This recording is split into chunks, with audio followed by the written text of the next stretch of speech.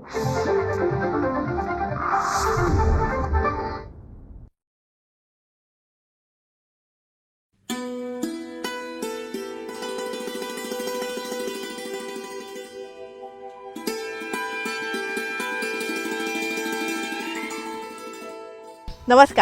रयतेच्या दरबारमध्ये आपणा सगळ्यांचं हार्दिक स्वागत. निरनिराळ्या सकारात्मक प्रयत्नांची माहिती आपण आपल्या ह्या कार्यक्रमातून करून घेतो, ज्याला उत्तम प्रतिसाद आम्हाला मिळत आहे. त्याबद्दल अनेक अनेक धन्यवाद. मंडळी, त्याच अनुषंगाने मागच्या भागासाठी सुद्धा मला खूप छान प्रतिसाद मिळाला आणि मागचा भाग पाहून अनेकांनी आम्हाला फोन केले, ईमेल केले की आम्ही सगळेजण आता कास पठारावर जाणार आहोत. कास पठाराविषयीचा मागचा भाग होता. तिथली जैवविविधता काय आहे हेही आपण समजून घेतलं होतं आणि तिथला नयनरम्य निसर्ग आहे तोही आपण अनुभवला होता. मंडळी, तुम्ही नक्की कास पठारावरती जा. तिथलं निसर्ग सौख्य आहे ते नक्कीच अनुभवा. तिथलं सौंदर्य आहे ते सुद्धा जपा आणि आपण सगळेजण रक्षक म्हणून तिथे जाऊया.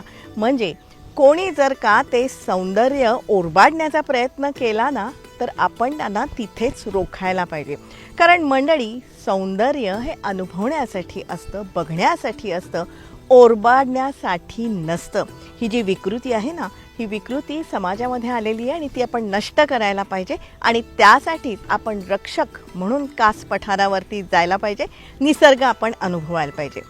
अशाच प्रकारची वेगवेगळ्या विषयांवरची माहिती जर का तुम्हाला हवी असेल ना, तर रयतेचा दरबारचा प्रत्येक एपिसोड आपण बघायला पाहिजे. त्यासाठीच एकमेकांना मदत करू, एकमेकांची काळजी घेऊया आणि सगळ्यांचं जगणं समृद्ध करूया. त्यासाठीच रयतेचा दरबार.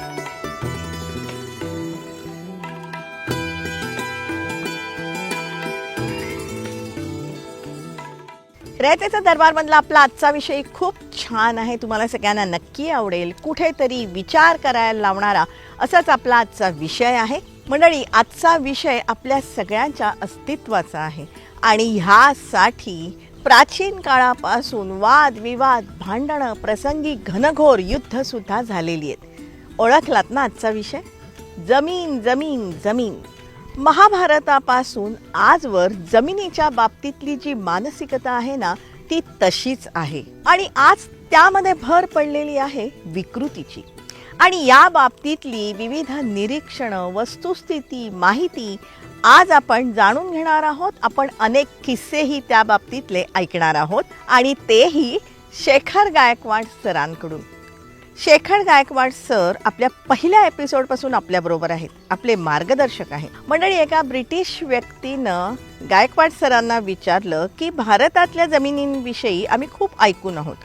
5 गुंठे जमीन तिघांना विकून भारतीय माणूस 5 गुंठ्यांची 15 गुंठे जमीन कशी करतो? हे आमचं ट्रेड सिक्रेट आहे. असं कसं चालेल? आम्ही तुमच्याकडे येणार, MS करायला आलो होतो, तुम्ही 50 लाख रुपये फी घेणार, तुम्ही आमच्याकडे या.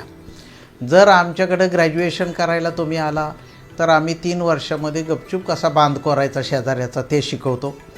तुम्ही जर मास्टर करायला आला आमच्याकडे तर गपचूप वारीला जाता जाता दुसऱ्याच्या शेतात पाणी कसं सोडून द्यायचं रात्रीचं हे शिकवतो.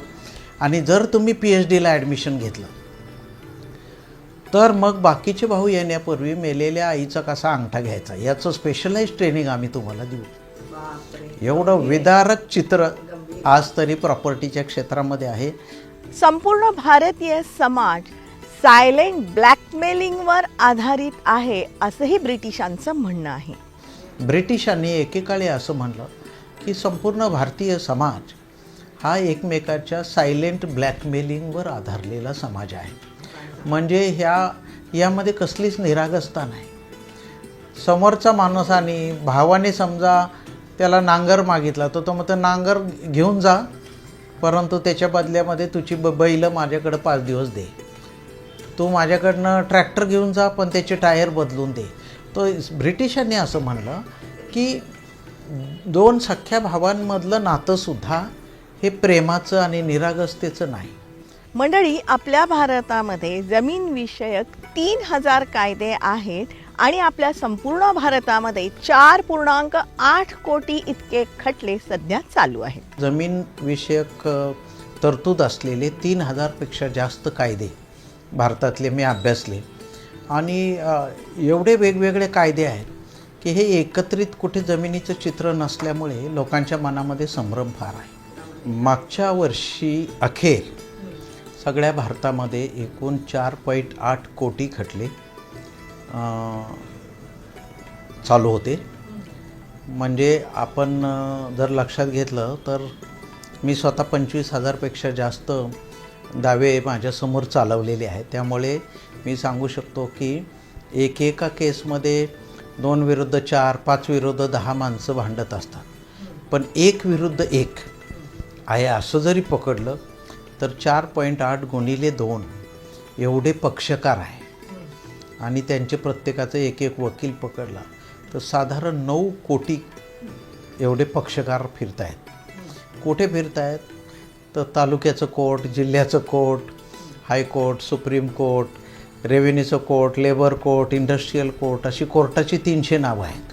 शेतीतून पिकांऐवजी पैसा उगवतोय असं शेखर सरांचं निरीक्षण आहे. आत्ता जी उदाहरणं येत आहेत, सार्वजनिक जमिनी विकणारी माणसं, गायरान जमिनी विकणारी माणसं, देवस्थान जमीन विकणारी माणसं, दुसऱ्याचं पॉवर ऑफ अटर्नी घेऊन विकणारी माणसं, पाकिस्तानात पळून गेलेल्या लोकांच्या खोटे कोणीतरी सिक्युरिटी गार्डला पकडून त्याच्या किंवा मदरशांच्या बाबतीमध्ये राखणदार माणसाचा पॉवर ऑफ अटर्नी घेऊन विकणारी माणसं, वक्फ जमिनी विकणारे माणसं, अशी सर्व प्रकारची माणसं आपल्याला दिसत आहेत. हे माणसांची जमीन त्यांची नाहीच आहे, पण परस्पर याच्यावर दलाली करणाऱ्यांचा एक मोठा वर्ग महाराष्ट्रात आहे. आणि किंबहुना सातबाराचा धंदा असं लोकांनी कार्डवर छापलेलं मी बघितलं आहे. म्हणजे हा करतो काय तर शेतात काही निर्माण करत नाही, हा शेतात कष्ट करत नाही, कुठलंही धान्य पेरत नाही, काहीच उगवत नाही. उगवतं आहे तो पैसा आणि काय तयार होतं आहे तर भांडणं. आणि अशा प्रकारचं एक विदारक चित्र आज तरी महाराष्ट्रात आहे. 7/12चा धंदा असं छापलेली व्हिजिटिंग कार्ड सध्या अस्तित्वात आहेत. त्याचबरोबर देवाची पॉवर ऑफ अटर्नी असलेला महाभाग शेखर सरांना भेटला होता. मला म्हणला माझ्याकडे देवाचं पॉवर ऑफ अटर्नी आहे. असा माणूस तुम्ही ऐकलाय का कधी? मला तो भेटला आहे. मला म्हटलं माझ्याकडं देवाचं पॉवर ऑफ अटर्नी आहे. म्हटलं घेऊन ये. 15 दिवस आलाच नाही. म्हटलं काय झालं? फोनवर बोलत होता. म्हटलं हाय पण झेरॉक्स आहे. म्हटलं चालतंय झेरॉक्स, देवाची सही आहे ना, मग आला घेऊन. मग आम्ही ते चेक केलं सगळं तर खाली मोडीमध्ये गुरुवाची सही होती. मी त्याला म्हणलं अरे 7/12वर नाव आहे भैरोबा देव, हा माणूस आहे गुरव, त्याच्याबरोबर तू व्यवहार केला आहे असं म्हणतो. देवाचा पॉवर ऑफ अटर्नी कसं काय? तो म्हणतो साहेब आपण डील कुणाबरोबर केलं आहे? गुरुवाबरोबर तर केलं आहे. त्याला तर 50,000 रुपये आम्ही दिले त्या ॲडव्हान्समध्ये. याचा अर्थ काय? गुरव हाच आजचा देव झाला आहे. सो असं भारतीय संस्कृतीमध्ये कधीही नव्हतं. मग दुर्दैवाने हे आता प्रत्यक्षात कागदावर यायला लागलं आहे.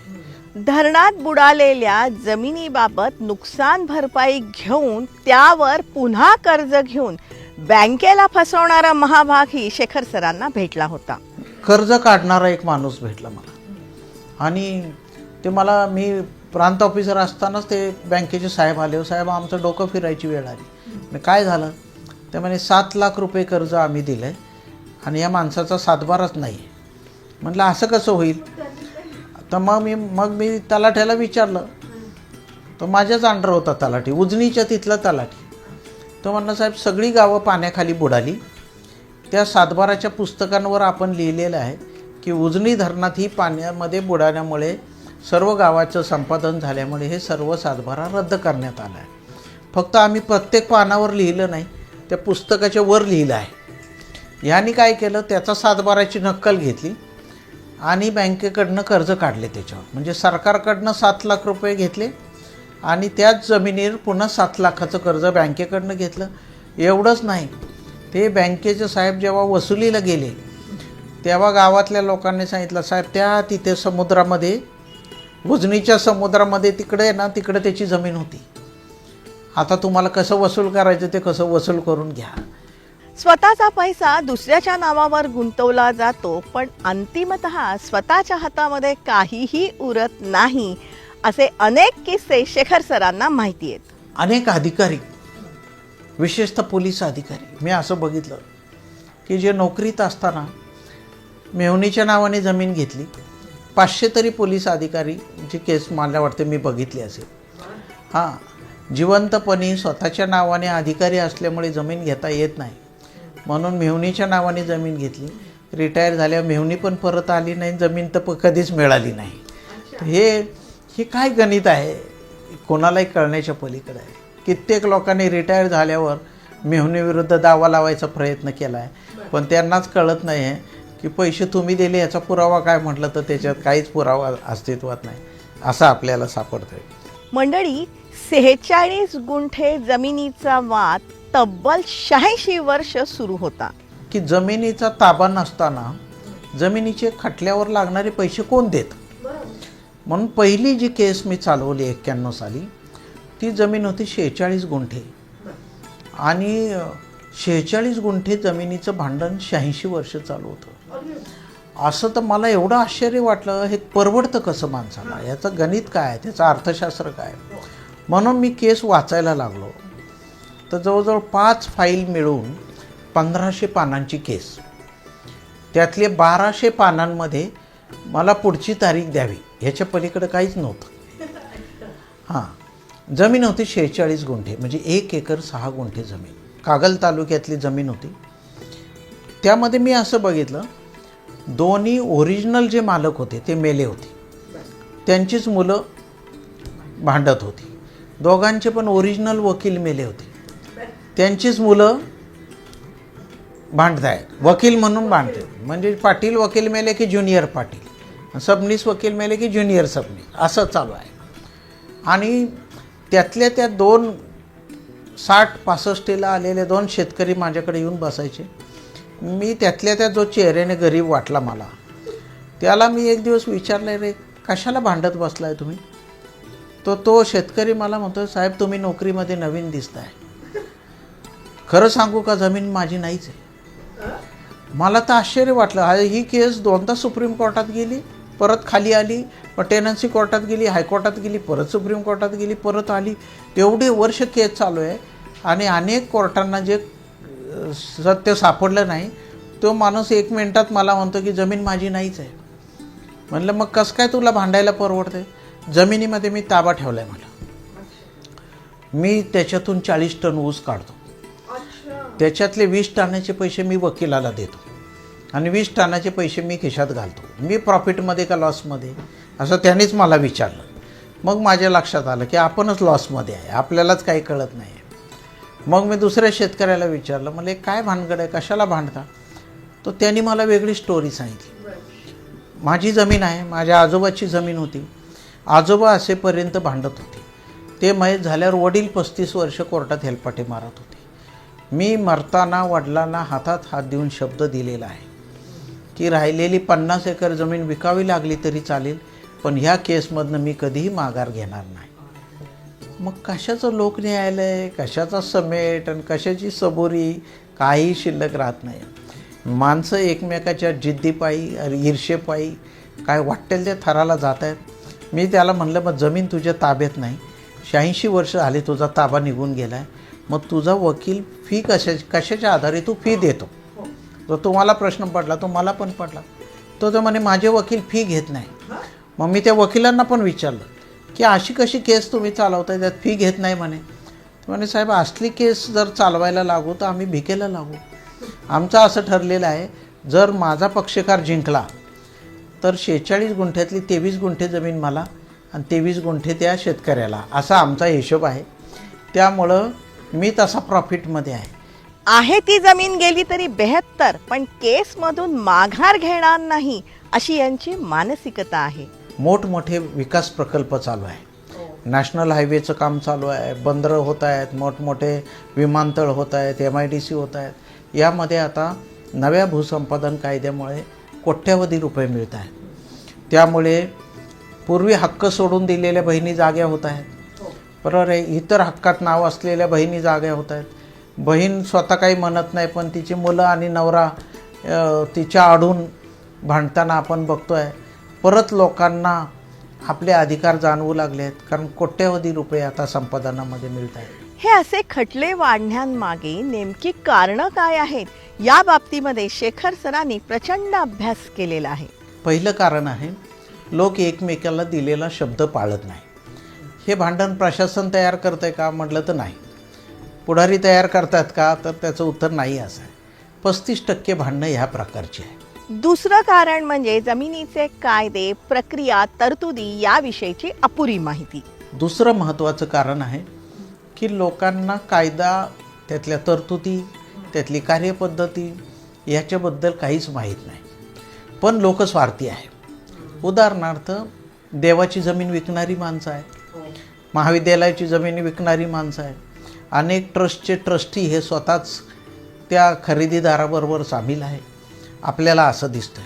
तिसरं कारण म्हणजे सामाजिक आणि राजकीय पार्श्वभूमी. तिसरं महत्त्वाचं कारण आहे आणि ज्याला समाजातले सगळे घटक जबाबदार आहे, त्यामध्ये आहे सामाजिक राजकीय एक कारणं, त्याचप्रमाणे एकमेकाची जिरवायची हौस, महत्त्वाकांक्षा, जिद्द, बरोबर, आणि द्वेष, ह्या अशा कारणांमुळे साधारण 35% भांडणं आहे. उदाहरणार्थ, आम्हाला आता प्रशासनात माहिती आहे की ग्रामपंचायतीचं निवडणूक जवळ आली की रस्ता अडवायच्या केसेस वाढत आहेत. का वाढत आहेत? तर समोरचा माणूस ग्रामपंचायतीला आपल्या विरोधात एक पॅनल उभा करणार आहे याची कुणकुण लागली की त्याची मुलं शाळेला गेली नाही पाहिजे. आणि दुर्दैवाने ही जी गोष्ट आहे, हे भारतीय माणसाचं एक वैशिष्ट्य ठरायला लागलं आहे. चौथं कारण हे प्रशासकीय कारण आहे. म्हणजे काय ते समजून घ्या. चौथं महत्त्वाचं कारण आहे, ज्याच्याकडे तुम्ही आधी लक्ष वेधलं, ते आहे म्हणजे प्रशासकीय स्वरूपाचं कारण आहे. म्हणजे काय, तुम्ही जमीन विकत घेतली, त्यामध्ये लिहिलं होतं 2 नारळाची झाडं, पण त्यातली मी विकत घेतली आहे, कारण जमिनीबरोबर आलीच ती झाडं. फक्त नोंद होताना तलाठ्यांनी झाडांचा उल्लेख केला नाही. कोकणामध्ये असंख्य भांडणं ही केवळ नारळ, आंब्याची झाडं, फणसाची झाडं एवढ्या गोष्टींवर आहे. म्हणजे जमीन घेतली पण विहिरीची नोंद केली नाही, जमीन घेतली झाडाची नोंद केली नाही. आणि बांधावरच्या एकेका झाडावरून आत्तापर्यंत लोक सुप्रीम कोर्टापर्यंत गेल्याचं चित्र आपल्याला दिसतं. मग झाडाची किंमत किती, जमिनीची किंमत किती आणि खटल्याचा खर्च किती, ह्याचा काही हिशोब माणूस करायला तयार नाही. मंडळी, एक लक्षात आलं का, जमिनींबाबतचे कायदे भरपूर आहेत, पण तरीही फसवणुकीचे प्रकार वाढतच आहेत. एका माणसाचे रीतसर वारस नोंद होऊन त्याचं नाव जमिनीला लागलं आहे. त्याच्या आजोबाच्या नावाने जमीन होती, त्यानंतर 50 ते 70च्या काळामध्ये आजीचं नाव आलं, 70 साली आजी मेल्यावर वडिलांचं नाव आलं आणि नियमाप्रमाणे वारस नोंद त्याच्या नावावर आली आहे. तो कधी गावी जात नाही. पण आता अलीकडे एक घटना घडली. गावातल्या त्याच आडनावाच्या 2 माणसांनी एक प्रतिज्ञापत्र दिलं आहे आणि त्या प्रतिज्ञापत्रात असं म्हणलं आहे की या माणसाच्या आजीचे आणि आमच्या आजोबाचे अनैतिक संबंधातून आम्ही जन्माला आलेलो आहे, त्यामुळे ह्या जमिनीला आमची नावेसुद्धा वारस म्हणून लावावी, असं अर्जामध्येच लिहिलेलं आहे आणि प्रतिज्ञापत्रात पण लिहिलं आहे. त्याच्या आधारे या लोकांनी जमिनीला त्यांची नावं लावली. म्हणजे समाजाचा स्तर किती खालावत चालला आहे हे. आणि हे उदाहरणं मला असं वाटतं की कधी कधी मी खरंच या बाबतीत असं बोलतो की ही इंग्लंडच्या माणसांनी नाही केलं. हे काही स्वातंत्र्याच्या वेळी काही ब्रिटिश भारतातच शिल्लक राहिले, त्यांनी केलेला हा कार्यक्रम नाही आहे. किंवा ऑस्ट्रेलियाच्या नागरिकांनी येऊन किती केलं असं पण नाही आहे. ही अस्सल ओरिजिनल आपल्याच आडनावाची नावाची माणसं हे करतायत आणि याच्यासाठी लोकांचं प्रबोधन करण्याची प्रचंड गरज आहे. असे अनेक खटले, वादविवाद, भांडणं सुनावणीसाठी शेखर सरांसमोर नित्य येत असतात. प्रखर बुद्धिमत्ता आणि त्याला अनुभवांची जोड देऊन शेखर सरांनी या बाबतीमध्ये अनेक निवाडे केलेले आहेत. पूर्वी दानपत्र केलं. एक मला माणूस भेटला ज्यांनी एका महाराजाला जमीन 72 साली दान दिली. त्यावेळी त्याचा नागरी सत्कार झाला. मी त्याच्यावर एक फार मोठा निकाल दिला. तो माणूस जिवंत होता, 95 सालापर्यंत जिवंत होता. तोपर्यंत ह्या केसमध्ये काही झालं नाही, कारण त्या माणसाला जाणीव होती की आपल्या हाताने आपण 1 एकर जमीन दान दिली. त्यानंतर पुढची पिढी आली. त्या पिढीने असं काढलं मुलांनी त्याच्या की आपल्या वडिलांना काही अक्कल नव्हती, कशाला देवाला जमीन दिली, काही गरज नव्हती द्यायची. आज ज्या जमिनीची किंमत किती, शहरात जमीन आली 25 कोटी रुपये एकर जमीन झाली. मग ह्यांनी काय केलं, एका बिल्डरला पावरा पॅटर्ननी दिलं आणि माझ्याकडे केस सुरू झाली. त्या केसमधलं पहिला पॅरेग्राफने मी अस्वस्थ झालो. त्यात त्यांनी लिहिलं होतं, आमचे वडील एका महाराजांच्या नादी लागले होते. महाराजांनी फसवून आणि दारू पाजून त्यांच्याकडनं एक खोटे दानपत्र करून घेतले आहे.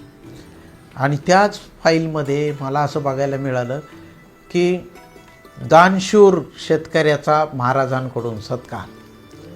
त्याच दानशूर वडिलांना मुलगा म्हणतोय त्यांना वेड लागलं होतं, त्यांना फसवण्यात आलं होतं, त्यांना दारू पाजण्यात आली होती. म्हणजे माणूस जिवंत असेपर्यंत एक स्टोरी आहे, मेलं की दुसरी स्टोरी सुरू होते आहे.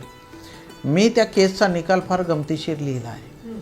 मी त्या केसमध्ये असं लिहिलं की 25 पानाच्या या संपूर्ण दाव्यामध्ये खरेदी घेणाऱ्या किंवा दानपत्र घेणाऱ्या महाराजांबद्दल एकही वाक्य लिहिलेलं नाही.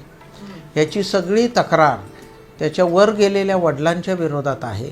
त्यांनी ताबडतोब वर जाऊन दावा लावला पाहिजे, असा निकाल आहे. थोडक्यात कायदा, नियम, तरतुदी याही पलीकडे जाऊन मानवी बुद्धीचा सर्वांगीण विचार करण्याची गरज यंत्रणेने ठेवायला पाहिजे, असं शेखर सरांचं म्हणणं आहे. माझं काय म्हणणं आहे, माणसं जर ओळखता आली नाही तर इथून पुढे प्रशासन करणं पण लोकांना अवघड जाईल. प्रशासनामध्ये नव्याने येणाऱ्या अधिकाऱ्यांना हे समजेल का, लोकांची भाषा कळेल का, ते कागदावर आणत असलेला प्रश्न समजेल का, त्या प्रश्नाच्या मागे लपलेलं कारण समजेल का. कारण रस्ता अडवला की ते बिचारे रस्त्याचा प्रश्न सोडवायला जातील, पण त्याला हे कुठं माहिती आहे की इलेक्शनला पॅनल विरोधात उभा करणार आहे म्हणून हा रस्ता अडवण्यात आला आहे. हे उत्तर प्रशासकीय अधिकाऱ्यांना कळेल का, हा एक मोठा प्रश्न आहे. आता हे प्रशासकीय अधिकाऱ्यांना शिकवायची वेळ आली आहे की माणसं कशी वागतायत, आणि तुम्ही जर खुर्चीवर बसून प्रशासन कराल तर ते टिकणार नाही, असं माझं स्पष्ट मत आहे. मंडळी, तसं बघितलं ना तर समाजाचा स्तर खालावत चाललेला आहे. जमिनी हस्तगत करण्यासाठी समाज कुठल्याही थराला जातो आहे. हे अत्यंत विदारक आहे, गंभीर आहे आणि त्यासाठी प्रबोधनाचीच गरज आहे. आणि त्यासाठी लेखक, चित्रकार, विचारवंत शेखर गायकवाड सरांचं आपल्या सर्वांना मार्गदर्शन उपलब्ध आहे. त्याचा आपण सर्वांनी लाभ घ्यायला पाहिजे. त्याच अनुषंगाने आपला आजचा विषय तुम्हाला कसा वाटला हे तुम्ही जरूर आम्हाला कळवा. संपर्कासाठी आमचा पत्ता आहे रयतेचादरबार@gmail.com. जरूर आमच्याशी संपर्क साधा. तुमच्याकडे काही माहिती असेल, प्रश्न असतील, सूचना असतील तर तुम्ही आमच्यापर्यंत नक्कीच पोचवा. रयतेचा दरबारमध्ये आत्तापर्यंत जे हे सगळे एपिसोड झालेले आहेत ना, 450च्या वर आहेत. हे तुम्ही वारंवार बघू शकता आमच्या यूट्यूब चॅनलवरून. जनतादरबार.zd आणि रयतेचा दरबार या दोन्ही नावांनी आमची यूट्यूब चॅनल आहेत, जी तुम्ही सबस्क्राईब करण्याची गरज आहे. रयतेचा दरबार आम्ही प्रसारित करत असतो दर सोमवारी रात्री 9 वाजता सह्याद्री वाहिनीवरून. सोमवारचाच हा एपिसोड आम्ही पुन्हा प्रसारित करत असतो दर शनिवारी सकाळी 8 वाजता सह्याद्री वाहिनीवरून. सोमवार रात्र 9, शनिवार सकाळ 8 हे जे दोन्ही एपिसोड आहेत ना, हे तुम्ही लाईव्ह बघू शकता सह्याद्री वाहिनीच्या फेसबुक पेजवरून. जरूर बघत राहा, कारण आम्ही ही जी माहिती तुम्हाला सांगतोय ना, या माहितीच्या उपयोगामुळे अनेकांचे लाभ होत आहेत किंवा होऊ शकतात. हा मात्र त्यासाठी रयतेचा दरबारचा प्रत्येक एपिसोड आपण सगळ्यांनी बघायला पाहिजे. त्यासाठी एकमेकांना मदत करू, एकमेकांची काळजी घेऊया आणि सगळ्यांचं जगणं समृद्ध करूया. त्यासाठीच रयतेचा दरबार.